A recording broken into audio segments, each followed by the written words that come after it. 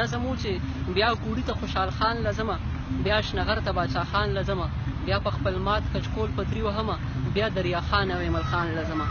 ورته دې وطن کیسې کومه، سبه خوږې سبه ترخې کومه، بیا د جندول عمرا خان لزمه، ورته به ښې ډېرې ګیلې کومه. او اخر کې سوبند دي چې ستا پښتنو نه ابدالي هېر شوی، اوس یې په سر خان بادران سواره دي چې د پښتو نوم یې مازغه ډزوي. ستا په جاګیر داسې ماران سواره دي څوک د میوند ملالۍ نه پېژني. ستا پښتنو نه پیر روښان هېر شوی، اوس څوک پښتو سره جنت ته نه ځي. دوی نه حمزه او غني خان هېر شوی، ستا کابل جان ثمرور ښکارېږي. ستا په تورخم کې چمچمار ولاړ دی، اوس تالاشي د نر او ښځې کېږي. یو تور سړی په دغه لار ولاړ دی. ستا د چترال نه تر بولانه پورې په پښتنه خاوره ناتار جوړ دی. هره کوڅه په وینو سره پرته ده، په هر ګوټ پیر باندې مزار جوړ دی. کیسه اوږدېږي خو بس لنډه دا چې وخت دی راغلی، اوس جرګه پکار ده. اوس د کابل او پېښور ترمنځ په مارګلي یو فیصله پکار ده. ډېره مهرباني.